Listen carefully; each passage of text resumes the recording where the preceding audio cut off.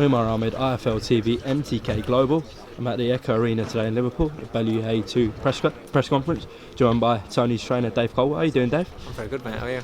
Yeah, good, thanks. You saw a lively sort of press conference. It was Dave good got fun. his usual reception. Yeah. Listen, he'll have expected that. He knew what would come in.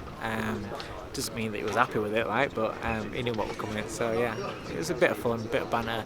There was nothing malicious like there was last time. From him, and so the crowd was just good old Scouse fun. What do you make of his trainer Ismail Salas and Tony?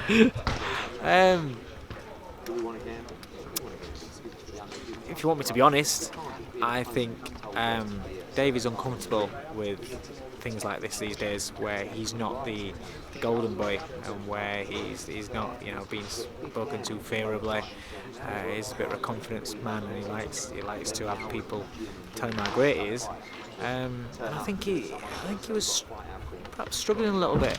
He's holding it in and he's being reserved, but I think he's bored with it all, and he's struggling a little bit. And I think rather than allow him to bite and to get the flack, I think his trainer stepped in and thought, right, I'll take it, and started being a bit vociferous. So everybody talks about him like you're asking about him now. You're not asking me about what David Haye had to say. You're asking me about what his trainer had to say. And I think that's that was the plan. That's not the plan, but I think that's where Salas has stepped in and used his head to take the pressure away from his fighter. Do you think they discussed that before? No. I think that's something where Salas has stepped in, because he knows his fighter and he's seen him. I'm sat there and I'm watching Haye, and he don't like it. He don't like it. He doesn't like when people echoing him. He doesn't like it when Tony's just interrupting him and talking to him. And I think Salas has just seen that he's uncomfortable and seen that he's getting under his skin. And rather than David, like I said, cracking, he stepped in, took the pressure away, so everything goes on. Oh, Salas lost it. He ain't lost it. He knows what he's doing. He's a clever, wise trainer. What did you make of sort of David Haye's attitude, body language at the presser? I think his whole body language for the last couple of years is completely different to how it used to be, especially the last year. The aura of David Haye of being this cool, successful, fantastic fighter, phenomenal fighter, is gone. That aura's gone. Even when you see him in suits and stuff like that, he doesn't look sharp anymore. He used to be the coolest cat you'd see. I'm talking about 10 years ago, but he always was. But now he's kind of like lost that. But it makes no difference. Once that bell goes, it's a fight. End of the day, they're both. Listen, it's a lot better. It's a lot better with his top off than with his top on these days. He's going to look the part. He's going to look phenomenal. He's going to look fantastic. But it's like I said, he looks fantastic and in great shape every single fight. Tell me a fight where David Haye got in the ring and he didn't look fantastic. Always does. So all your Instagrams and your pictures and your Twitter and stuff like that, where he's got his top off in gym and stuff like that, bodies don't win fights. Fighters win fights. And this will be a fight. And when it's a fight, Bailey's going to win the fight. What do you make of Haye's comment that he's not going to be sort of coming out looking for the knockout? I would expect him not to. You learn from your mistakes. I expect him to use his speed, his sharpness, his boxing, his jab, in order to find the bombs. I think that's what he's going to be aiming to do. I just think that Bailey's a better boxer. So is that what you feel, Tony? Same sort of breakdown job? Could go long, could go early. I don't know, could go points. I mean, I've just covered everything there, so I'm not really done out for there. But no, I think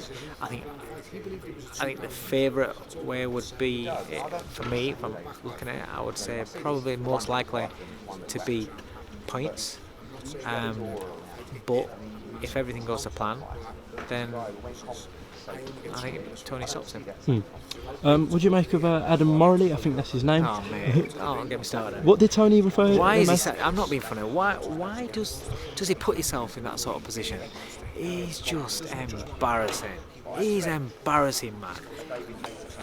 If you can't speak, or if you're going to speak like an absolute dweeb and a clueless idiot, just get up, say, All right, folks. Thanks for turning out. Give me a good fight on Saturday night. See you there. Sit down. Shut your mouth.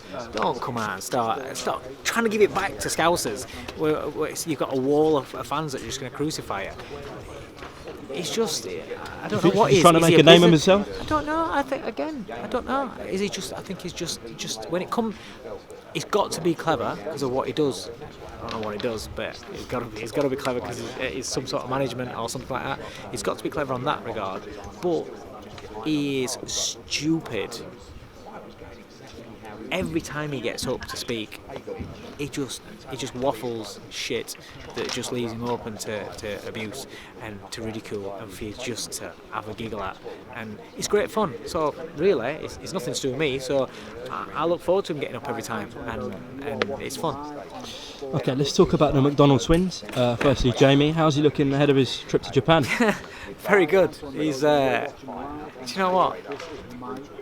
People think I'm either talking shit or deluded. But I'm telling you, I believe we're going to win out there. He's absolutely on it. It's the best I've ever seen him. It's the best shape he's ever been in making bantamweight. Mentally, it's the best he's ever been in because these are the kind of fights that he loves. He loves it when everybody says he's going to get smashed. That gives him a buzz, you know. The fights against people where nobody talks about, he don't get up for, and it's just about the money. That's it. Just pay me, pay me biggest purse there is. Blah blah. That's it. All I'm bothered about. I'll fight anybody.